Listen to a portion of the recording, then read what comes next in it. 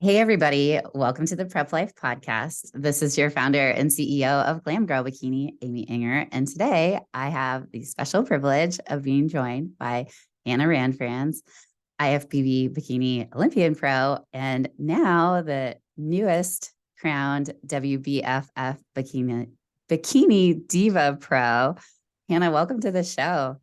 Hi, thank you so much. I'm so excited to be here today because we met, oh my goodness, forever ago, right? Yeah. We used to be on the same team with Boss Bodies. So, Yeah, and then we're both from Indiana girls I know, on it's Indiana so night. crazy. I always say the coolest thing about competing is the relationships you make, right? And it's we were just talking about my podcast that I co-host with my best friend, and her and I met through competing as well. So it's really cool all the relationships you build along the way. So I'm glad to be here. 100%. I agree. And I think we finally met in person when you came to Kansas City for the Angel competition bikini fashion show. So I was so grateful I got to meet you.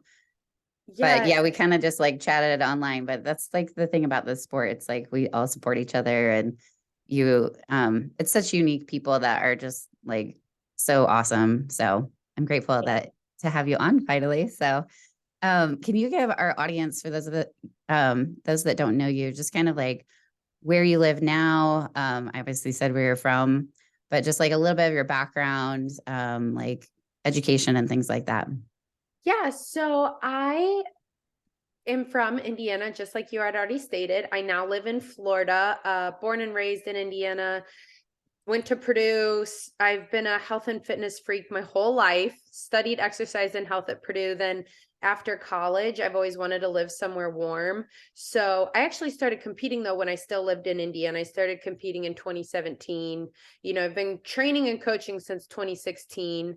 Um, did a show for fun, literally to learn and grow as a trainer. And then I won it. So I did another one and then I won it. And then I went into the national circuit right away, turned pro in 8 months. I still get messages from people sometimes. They're like, I've followed you since you lived at your parents' house. I know. I used to watch your like just videos and everything because you always are so upbeat, and I just wanted to say how much I appreciate your content because Thank you're you. super positive. Yeah, you just like make everybody smile when they watch like a video because you're like just so fun and real. I don't know. So So I meet people in person and they're like, wait, you're really this crazy? And I'm like, yeah, you can't fake this. Oh, that's funny. But yeah, so I always wanted to live somewhere warm, and that's how I ended up in Florida because I just did it one day. I came here to visit a friend and I was like, "Oh, I like it." Flight booked, moves a couple weeks later. oh my And then gosh. yeah, and then when I was in Florida, I was still competing, of course. Then that's when I was on prep for Olympia during COVID, because back in 2019 I did like 13 pro shows in the IFBB. So Wow. then in In 2021, 1 year. yeah, Wow. I did 13 pro shows in 1 year. Then the next year I did 4. And then the year after that, I didn't compete. So in 2022, I didn't compete at all. I just did 3 of the Angel fashion shows.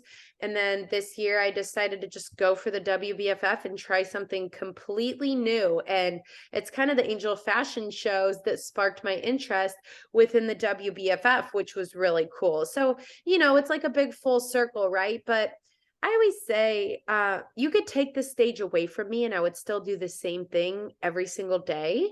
So that's kind of why I also went for the prep with the WBFF, because I still do the same exact thing. And it's just, I was like, why not? I have nothing to lose at this point and everything to gain. That's what I always say. So I just decided to do something new and step outside my comfort zone and have a new challenge, because I was kind of over the IFBB already. So I was like, time for a change of pace.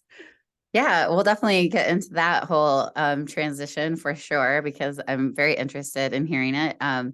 Yeah, I've been watching like your YouTube channel and your journey, and it's so fun to watch. So, um, tell us about like any hobbies you have or like significant other, kind of what's going on down there in Florida. Yeah, so oh my goodness, in Florida, there is literally never a dull moment. I am outside pretty much 24/7 unless I'm inside to eat or at the gym. But I'm always doing something, paddle boarding, have a boyfriend now. My boyfriend got me into biking, so we like to go biking together. He is super outdoorsy and active, so I have paddle boards, but then we were even shopping the other day looking for some type of water flotation device or like boat thing or kayak because we want something else because we always have to be doing something. Boating, beach days, pool days, anything outdoors, rollerblading. I never sit still here. And then my boyfriend and I, we started dating. We ran into each other at the grocery store back in November last year. And it's so funny. For those who want like the full story, you'll have to listen to my podcast. It's called Beauty Under Pressure. And Rini interviewed me about our relationship and everything. But yeah, we met years ago, and I told him I didn't eat or drink or anything. So I was like, oh, well, I eat. I was like, I don't wait a minute. I was like, I don't eat out or drink. So then he didn't pursue it. And that was over 2 years ago. And then we ran into each other at the grocery store back in November. And then he ended up asking me out again. And then I said yes this time. So yeah, just have been inseparable ever since. So that's cool because for those, who know me and have been following me a long time, I never dated in the past on prep. I was very extreme in the IFBB, and him and I were going out for lobster rolls weekly, sometimes twice a week, my whole prep. Nice. So that was refreshing.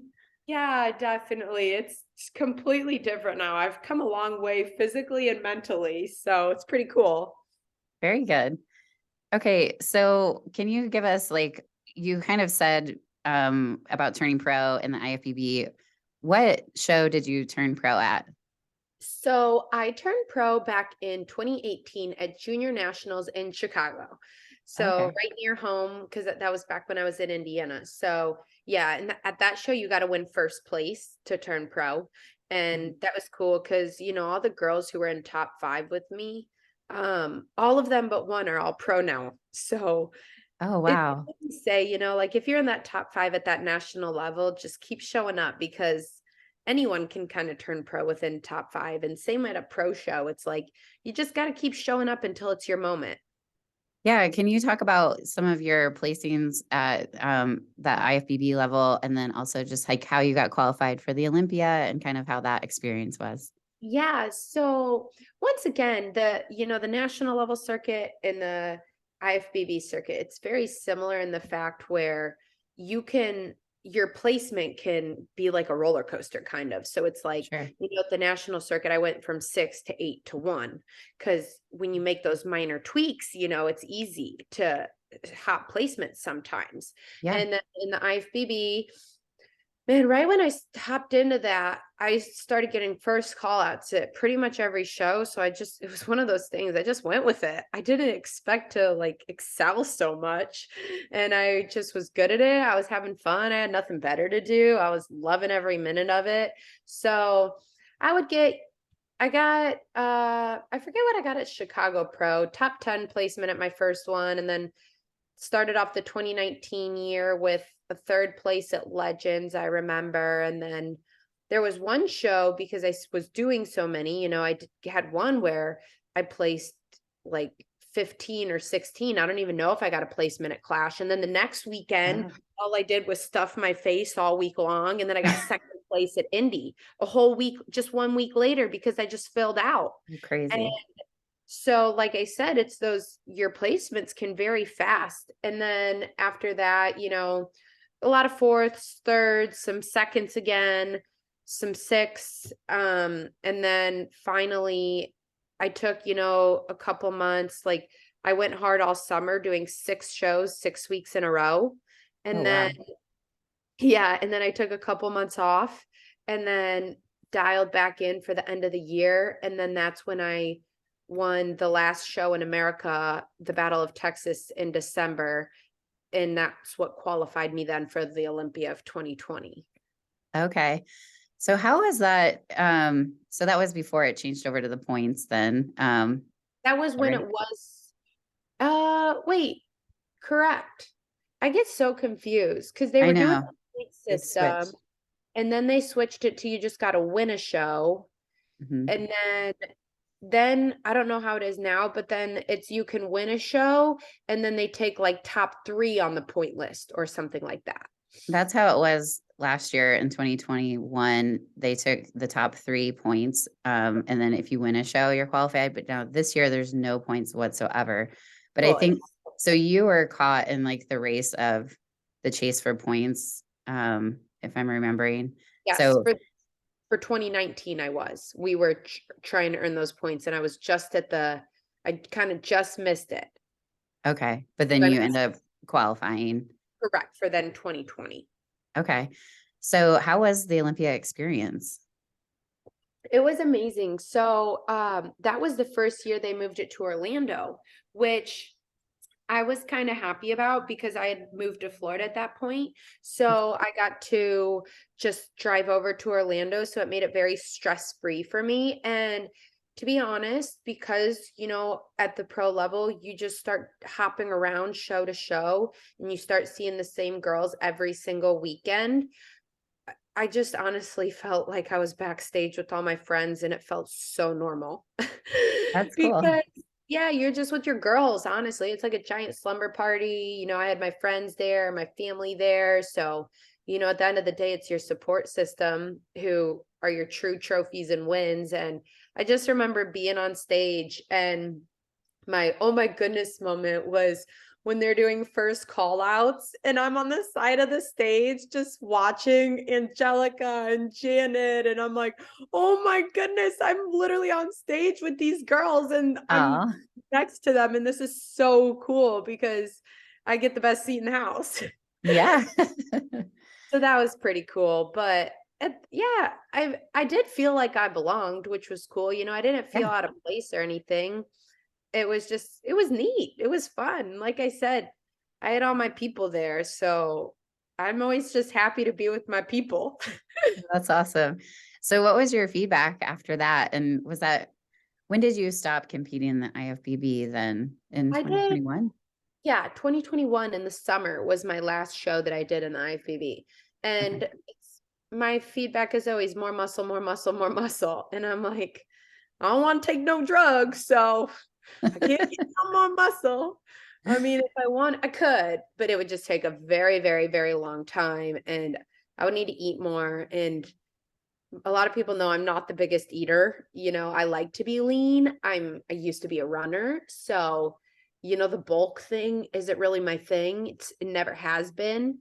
And I just prefer to stay lifestyle lean year round, honestly. I feel comfortable and it's just the IFBB requires so much muscle now. If you look at the shows where I placed top 5 at every show in 2019, that'd be a dead last call out now. That's not the look that's winning anymore. So, and I can't get that naturally. So that's where I'm just like, okay, this chapter of my life is over. I already accomplished all I wanted to and more than I ever thought I would in the IFBB. And, I'm 28 now. So I want to have a family and I just don't want to sacrifice my internal health. And, to me, the stage, I love the stage, but it's not my life. My biggest goals in life are to be a wife and a mom. So I just would rather put my health first than sacrifice, my body for the stage. Yeah, I want to dive into this kind of switching gears, but you had mentioned like when it's Greg, right? Your significant other, your boyfriend. Yes. So when he first approached you and you were like, I don't drink alcohol, I don't like go out to eat, where did that shift come about, like in terms of just like not feeling that restriction and flexibility more? So this is what I think is pretty cool. It's all about timing in life, right? And I've even told them, I'm like, I am so glad that we didn't date back then, right? I said it would have, we're like, it never would have worked out. And then the other thing is, it was in 2022. I mean, 2021, the summer was my last show, right? And then 2022, I was still thinking, like, okay, at the beginning of this year, it was the very beginning of 2022 that I was going to dive back into a prep. And then my body was like, no, you effing ain't. And I was like, okay, you know what? It's time to give this a rest. Like, I felt like miserable. It's like I was running off fat burners and felt like I was going to fall asleep driving. And it was in Oh, my off season and I was starving all the time. And I was like, I felt like it was the first time my body was really rejecting me. And even in 2021, I felt like I'd kind of lost like my pop on stage because I felt like my body was just really tired and burnt out. And so yeah, then in 2022, like I said, I was gonna hop back into a prep, and then I was like, you know what?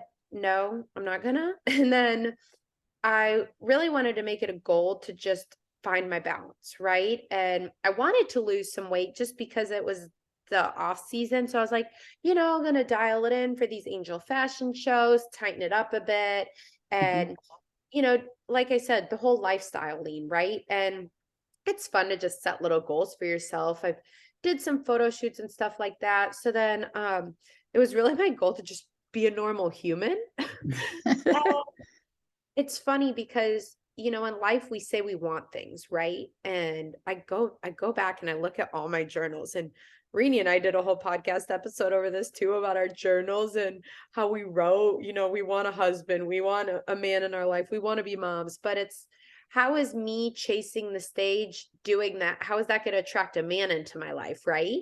Like, how is that going to make me a better person for him necessarily? So, I'm like, I need to, find my balance outside of the stage. And then it was funny because then when we met, down the road, I had already decided to stop competing in the IFBB. And I was like, I needed to come to terms with that on my own and find that balance on my own, not have, not meet someone and be like, hey, you need to stop doing this or something. I Mhm. need to do it for me and on my own Yeah. terms.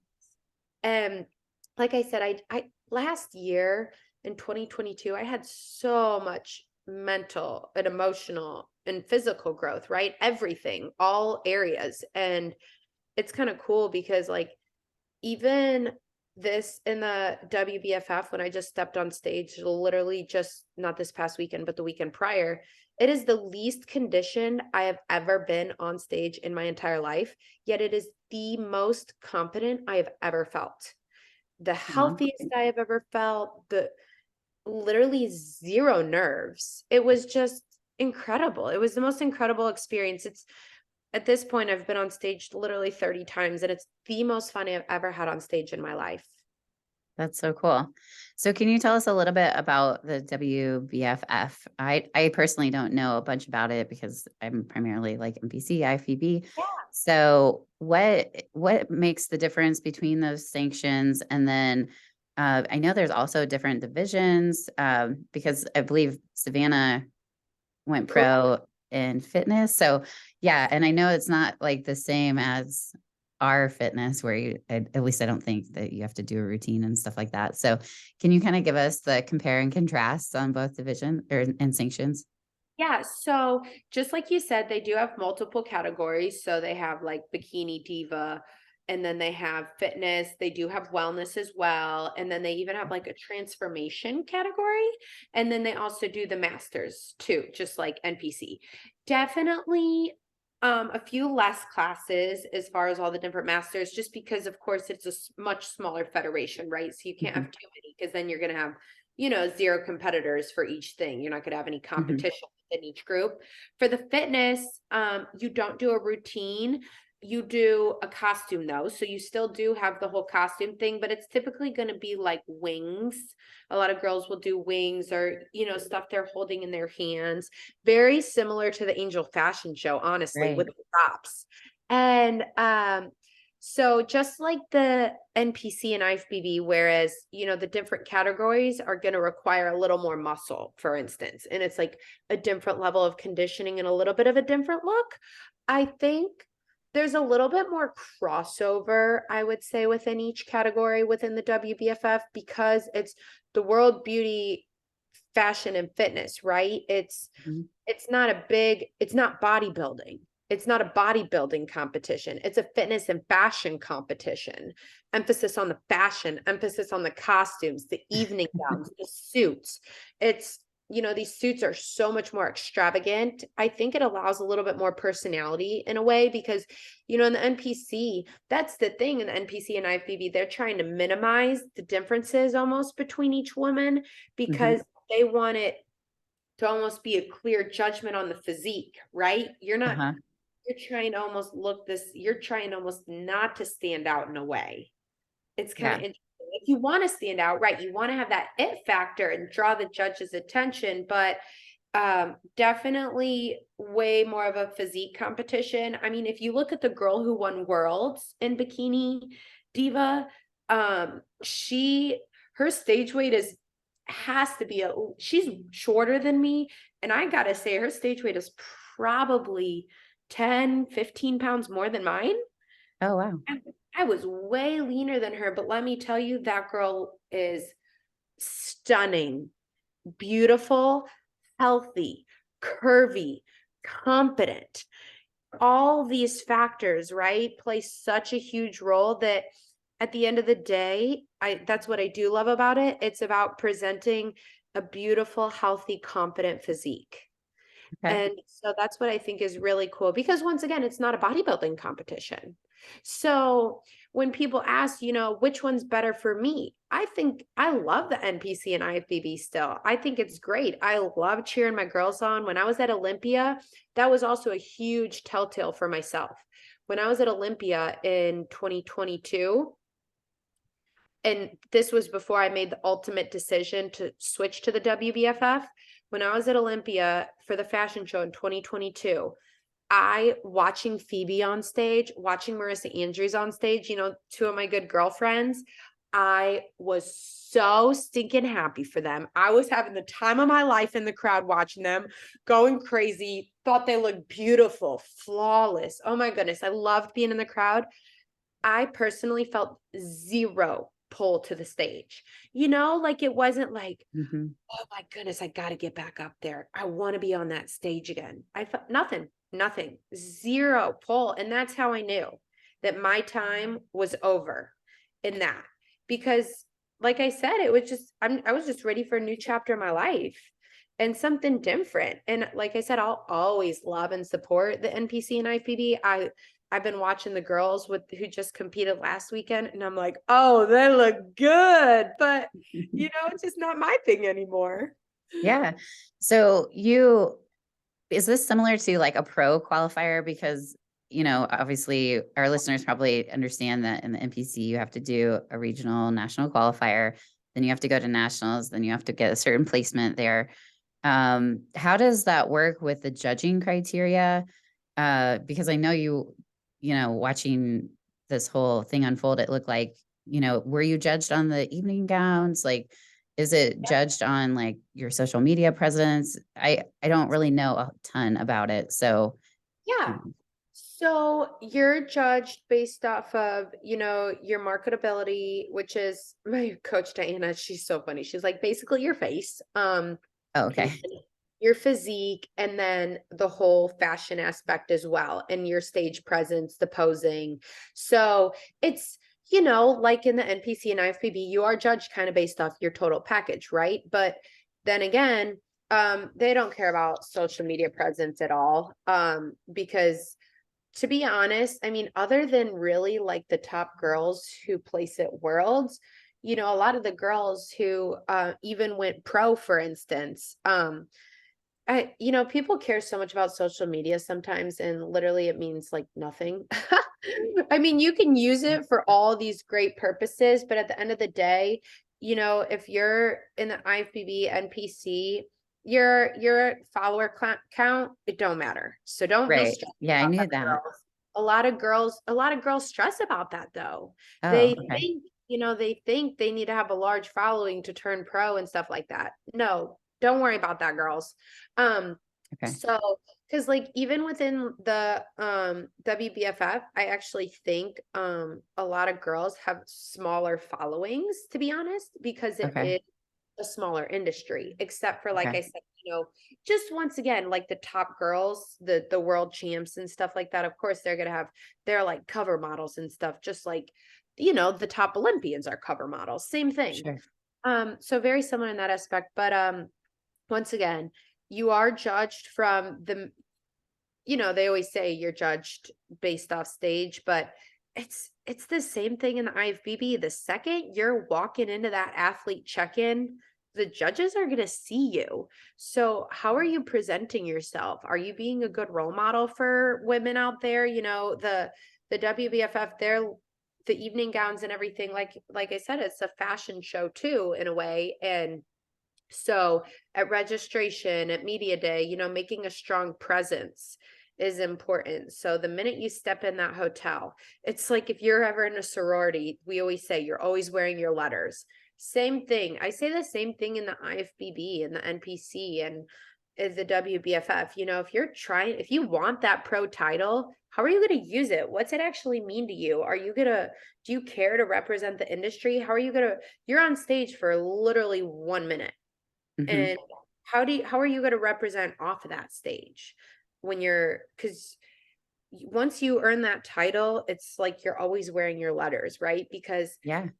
go out and do something, or you do something, whether it's good or bad, people are going to be like, oh my gosh, that IFBB pro so-and-so, or that WBFF pro so-and-so, she did this or she did that, or she's so amazing, she did this and it was so beautiful and she's so sweet and so kind. It's like, you want to be a good role model. And even one of the ladies at the pro meeting, it was really cool. She was saying how she goes, what type of role model do you want to be for a daughter?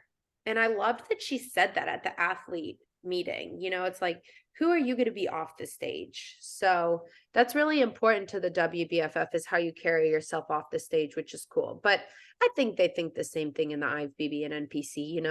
I think that across anything. Yeah. So is there a certain percentage on, so I guess I always thought when it says marketability, I didn't realize that was just like your face. So, I mean, obviously the judges, in the NPC and the IPB, they judge aesthetics. So it sounds similar.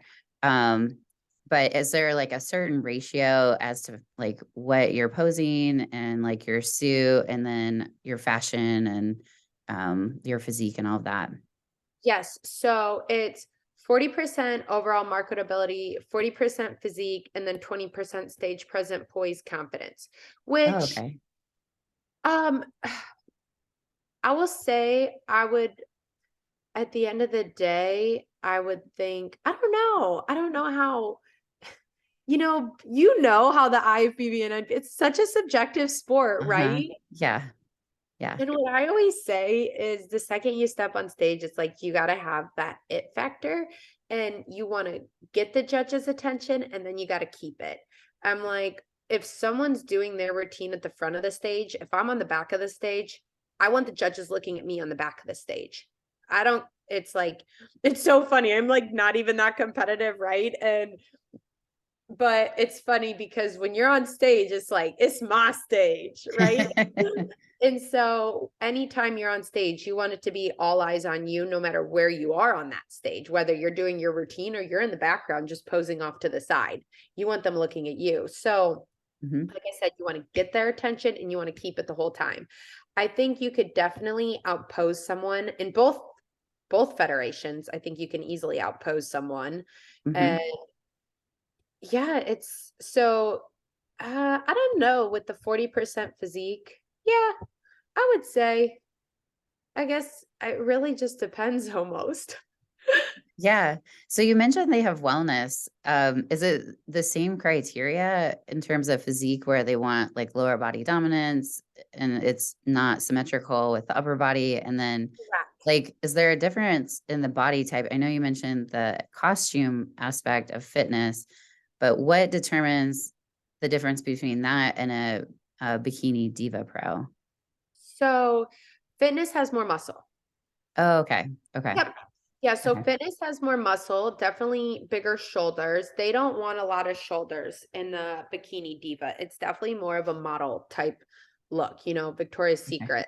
And then they have fitness once again, so that's going to be a little bit more muscular. And I would think, mm, once again, I felt like some girls were leaner in bikini, and then I felt there's some athletes who are leaner in the fitness.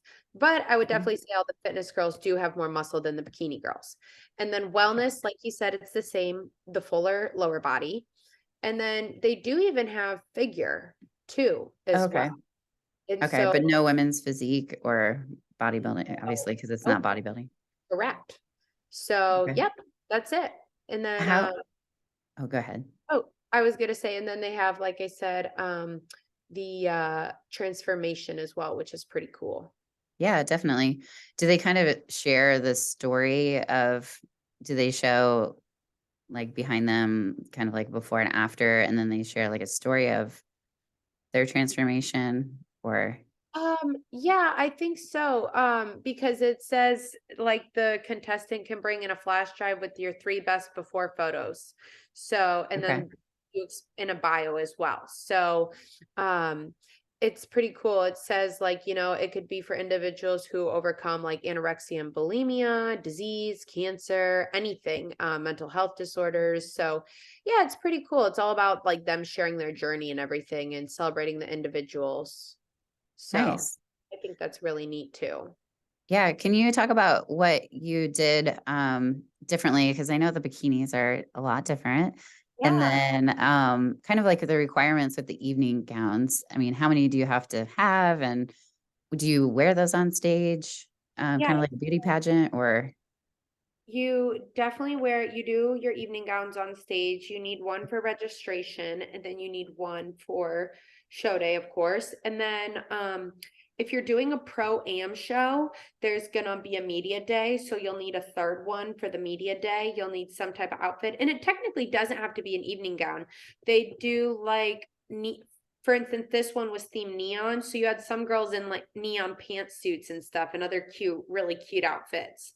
So once again, it's just fashion. So that's the cool part is you get to make what you want of it and just show your fashion and your personality.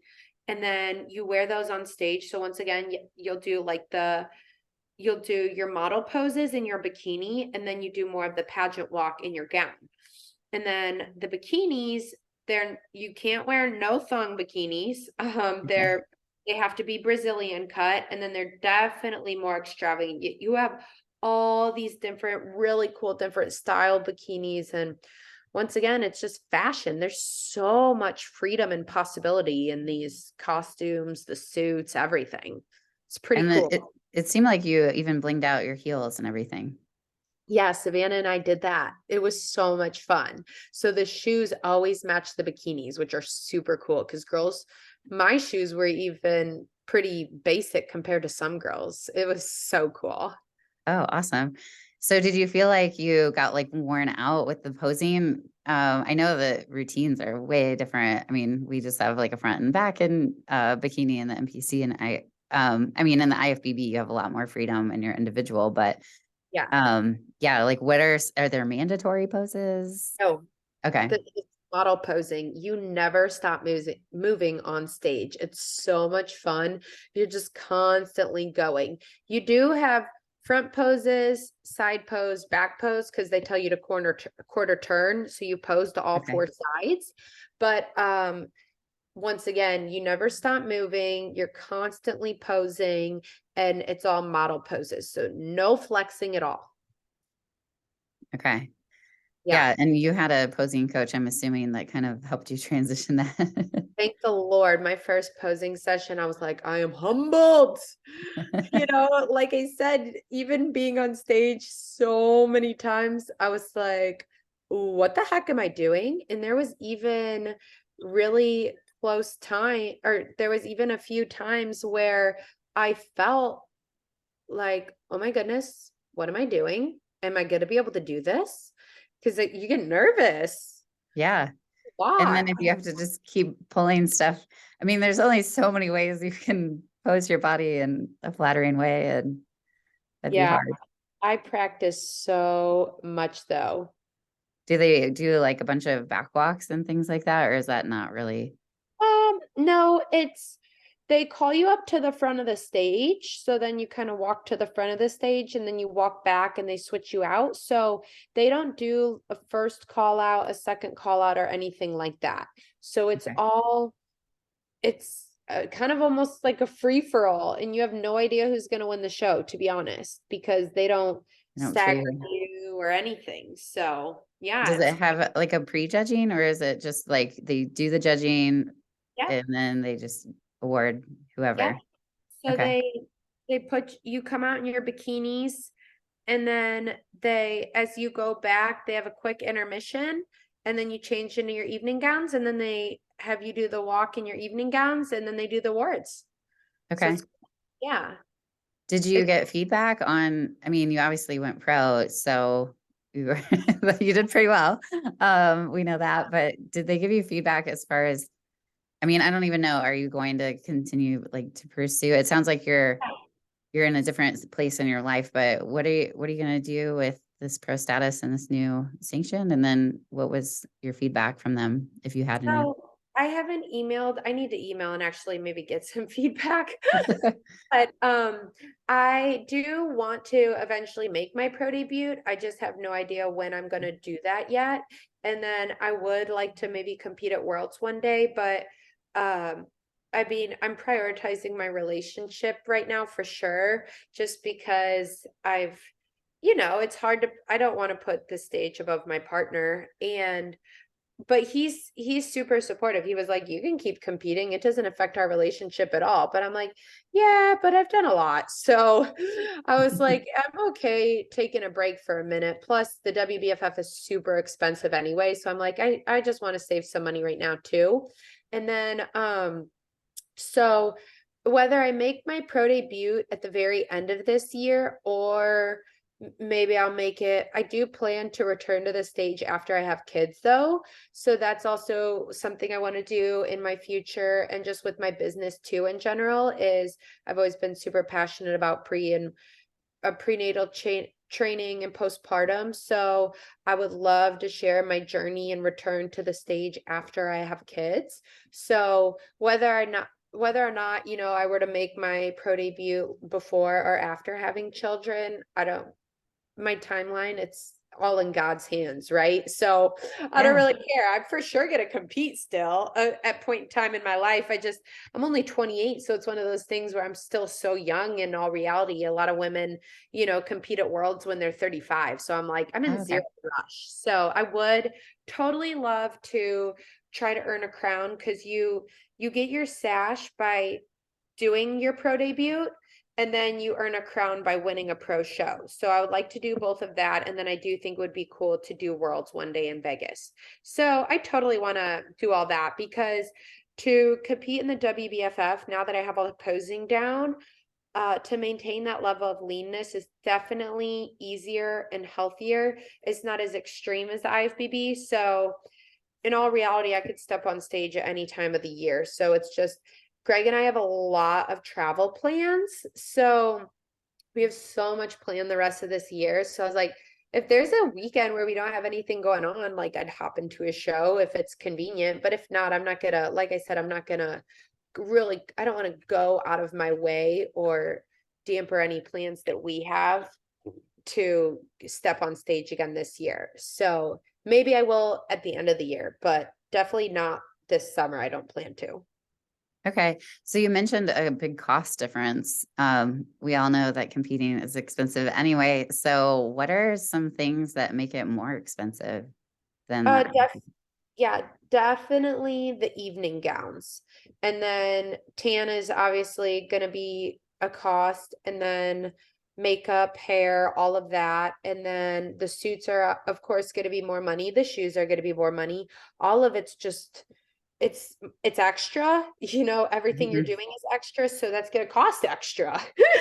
And it's a longer event too, in all reality, kind of, because the registration night is a big deal. So then you're buying, heels to go with your evening gown, all that. So then if you're not confident doing your makeup for these other events too, which I am, so I only paid for my makeup on show day, but if you're not confident to do your makeup on all those other things, and you have to pay for makeup and hair for more days if you're not confident doing it yourself. So they'll just, and then of course, because it's more days, that's more travel days that you're paying Mhm. for, hotel, all of that. So then of course, I mean, in both federations, you're going to have to pay for coach and posing coach, stuff like that. That's very important. But you can cut your costs if you want, like me, and paint your own nails and not. I'm so cheap. I'm hilarious. Even another girl, she had press on nails, and I was like, that's my girl. Yes. It was funny. Do they require you to use their tanning company and all that? Yes, Okay, that's what I thought. So you can't like DIY pro tan it or anything, or correct. and then the actual show day, do you have to pay for their hair and makeup? Yes. You're Okay. not allowed to use outside services. And in a way, I get it. After seeing how smoothly the show ran, and every girl does look flawless. I Uh-huh. mean, you even have girls at Olympia who show up with a jank tan because it got screwed up. So, Yeah. by making sure everyone does their services and stuff, they ensure that every girl is going to look flawless. And the makeup, I gotta say, the makeup and hair, everything was on time, everything was organized, every, it was, they had plenty of girls, nothing was behind. It was very stress-free, honestly. It was a very well ran show. I got to give it to them there. So, and once again, when you remove all those outlying factors and control it, then Hmm. that's what you're going to get. So I get it. Yeah, Here's, you get consistency with the yes, product. yes, it costs more, but you are getting what you pay for. So I do not feel like I wasted my money. Do you know what I'm saying? And Yeah. I've been on so many stages, hands down, the most beautiful stage I've been on, best venue for sure. The way Oh, they okay. they put in the lights and everything. That was definitely they once again, you get what you pay for. So, So is the entry fee type of thing, is that about the oh same yeah, as no, the that's more too. NPC? It's Yeah, more? yeah. Okay. It And then was when you turn pro, are there any perks that you get like in the IFBB where you don't have to pay an entry fee or you get paid for winning? Like, are there those types of things for our pros? I don't think so. Okay. And I think one of the thing is because it's a smaller federation, I Uh-huh. just don't think there's as much money to be handing out. Do you know what I mean? Yeah. So I don't know though. Yeah, like money wise, I don't think there's any perks. But Oh, that's funny. yeah. So I think, I asked a lot of questions about both the divisions, but is there any sort of like advice that you have just in general to competitors, whether it be like, somebody that's starting out in the NPC or, you know, somebody considering the WBFF, if they just feel like they haven't found like the right body type, in the NPC or IFBB, like, what are your thoughts there? My thoughts are you at the end of the day, you got to do what makes you happy and what you truly want to do. I'm like, which way is your heart pulling you? Also, what physique do you personally like more? What look do you like? Are you into the more hardcore bodybuilding, or does the whole fashion and fitness draw you and pull you in more? Do you like to be extra? Or do you love the glitz and glam? Then the WBFF is probably for you, the model posing and stuff. So at the end of the day, it's what do you prefer? If the NPC is definitely going to have way more muscle. So if you love the muscle, then do that federation. If you don't care about the muscle as much, but just want that healthy, curvy, fit physique, then do the WBFF, At the end of Mhm. the day, do what you truly want to do. It's but the thing I like is there's options, right? We have Yeah. options, we have choices. So do whatever your heart desires and try both if you want. Try both. Try the NPC, try the WBFF, give it a shot. I always say, once again, you have everything to lose and nothing to gain. Or wait, nothing to lose and everything to gain. Oh my goodness. So funny. I almost butchered that bad. You got it. So are there any questions or ideas that you wanted to share with our audience before we hopped off? Just like closing thoughts? Anything that I didn't talk about that you wanted to share? Honestly, I feel like we really touched on a lot. I think we really nailed it. Once Yeah, again, I truly think both federations are amazing. I have met such incredible women in both. And I think both were such amazing experiences for me. I am so grateful for the IFBB. I would not be where I am today without it. I think both of them teach you so much discipline and help you grow a lot more internally than physically than people realize. And absolutely. it's both of them, it's a you versus you sport. So, at the end of the day, no matter what federation you choose or want to do, just remember when you step on stage that it's both of them are kind of subjective sports. So at the end of the day, present a physique that you're confident and that you love living in, and to really just enjoy the journey, because that's the best part. Love it. Yeah, thank you so much for coming on today.